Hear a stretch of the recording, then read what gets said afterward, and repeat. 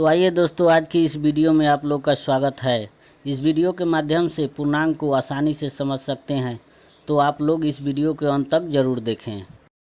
पूर्णांक को कैसे समझें? तो आइए दोस्तों, पूर्णांक को अब हम समझते हैं।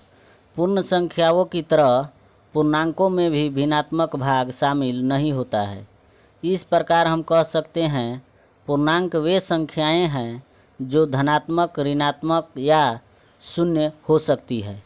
हम पूर्णांकों पर जोड़, घटाव, गुणा और भाग जैसी सभी अंकगणितीय या संक्रियाएं कर सकते हैं। ठीक है, इसके साथ आगे बढ़ते हैं। अब पूर्णांक की परिभाषा को समझते हैं। पूर्णांक वे संख्याएं हैं जिन्हें दशमलव बिंदु या भिन्न के रूप में व्यक्त नहीं किया जा सकता।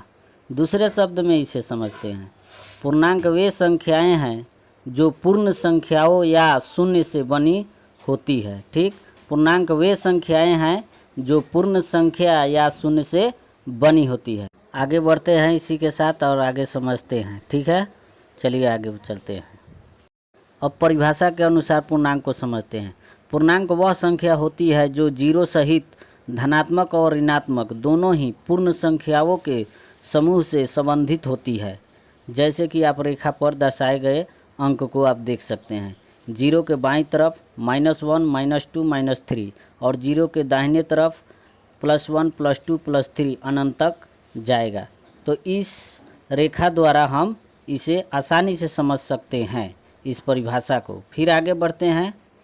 क्या पूर्णांक में भिन्न तथा दशमलव शामिल होते हैं? तो चलिए इसको समझते हैं। पूर्णांकों में भिन्न या दशमलव शामिल नहीं होते हैं और उन्हें अतिरिक्त पूर्णांक उपसमूहों में विभाजित किया जा सकता है, लेकिन उनमें केवल पूर्णांक शामिल नहीं होते हैं। यानी हम समझ सकते हैं कि पूर्णांकों में भिन्न दशमलव शामिल नहीं होते हैं और उन्हें अतिरिक्त पूर्णांक उपसमूहों में विभाजित किया जा सकता है, लेकिन उनमें केवल पूर्णांक शामिल नहीं होते हैं। ठीक है, पूर्णांक कितने प्रकार के होते हैं? पूर्णांकों की 3 श्रेणियों का उल्लेख किया गया है। पूर्णांकों की 3 श्रेणियों का उल्लेख किया गया है। हम उन्हें शून्य, धनात्मक पूर्णांक और ऋणात्मक पूर्णांक के आधार पर आसानी से संख्या रेखा पर दर्शा सकते हैं। आप संख्या रेखा को देखिए, जीरो के बाईं साइड -1, -2, -3 अनंत तक जाएगा और जीरो के दाहिने तरफ +1, +2, +3 ये भी अनंत तक जाएगा। तो इस संख्या रेखा से हम समझ सकते हैं। पूर्णांक कितने प्रकार के होते हैं, अब दूसरे तरीक़ा से समझते हैं। पूर्णांक संख्याओं को 3 श्रेणियों में विभाजित किया गया है।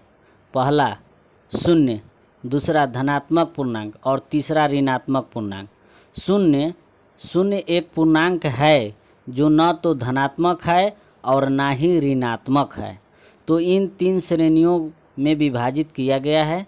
इसे आप स्क्रीन पर देख के आसानी से समझ सकते हैं और पढ़ सकते हैं। ठीक है, इसी के साथ फिर आगे बढ़ेंगे हम। धन पूर्णांक क्या है, इसे समझते हैं। जिन नंबरों का प्रयोग किसी भी वस्तु को गिने जाने या गिनने के लिए किया जाता है उसे धन पूर्णांक कहा जाता है, या प्राकृतिक संख्याओं को धन पूर्णांक कहते हैं। शून्य के बाद की संख्या जैसे 1, 2, 3, 4, 5 को धन पूर्णांक कहा जाता है। तो आप लोग जानते हैं कि प्राकृतिक संख्या धन पूर्णांक संख्या है। ठीक है, इसी के साथ फिर आगे बढ़ेंगे।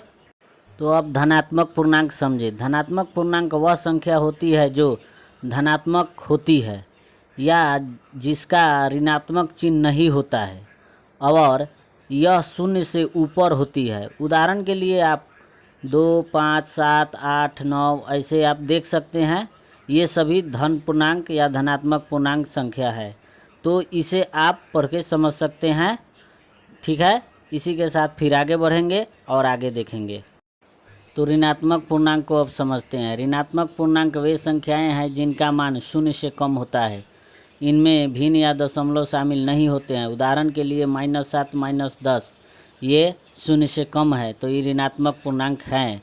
तो वीडियो को लाइक नहीं किए हैं तो लाइक कीजिए और चैनल को सब्सक्राइब कीजिए। इसी के साथ फिर आगे बढ़ते हैं और आगे देखते हैं। ठीक है, तो चलिए अब आगे हम चलते हैं, आगे समझते हैं।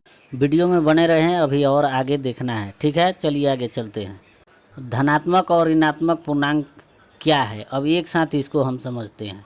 धनात्मक पूर्णांकों का मान 0 से अधिक होता है, ऋणात्मक पूर्णांकों का मान 0 से कम होता है। तो 0 न तो सकारात्मक है और ना ही नकारात्मक है। तो इसमें यही समझा जाता है कि 0 से कम ऋणात्मक होता है और 0 से ज़्यादा धनात्मक होता है। ठीक है, फिर आगे बढ़ेंगे। अब पूर्णांक लिखना, पूर्णांक को कैसे लिखते हैं इसको समझते हैं। पूर्णांक वे संख्याएं हैं जिनमें सभी पूर्ण संख्याएं उनके ऋणात्मक के साथ शामिल होते हैं या होती है। ठीक है, सेट संकेतन में पूर्णांक सेट आप लोग देख सकते हैं, -3, -2, -1, 0, 1, 2, 3। तो ये एक सेट है, ऐसे सेट होते हैं। ठीक है, जहाँ इसका अर्थ है कि सेट में 0 से बाईं तरफ तथा दाईं तरफ उस दिशा में हमेशा के लिए जारी होता है। जैसे आप लोग सेट में देखेंगे कि 0 के बाईं तरफ -1, -2, -3 ये अनंत तक जाएगा और 0 के दाईं तरफ 1 + 2 + 3 ये अनंत तक जाएगा। ठीक है, तो ये जारी रहता है। ठीक है, तो इससे आप लोग अच्छी तरह से समझ सकते हैं।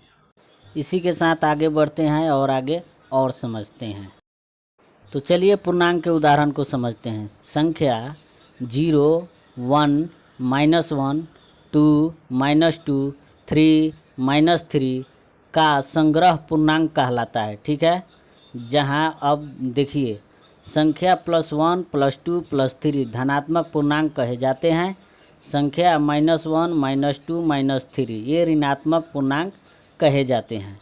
तो इसको हम आसानी से समझ सकते हैं। फिर आगे बढ़ेंगे।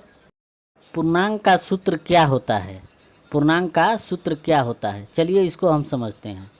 पूर्णांक के लिए कोई विशेष सूत्र नहीं होता है, क्योंकि यह संख्या का एक समूह है।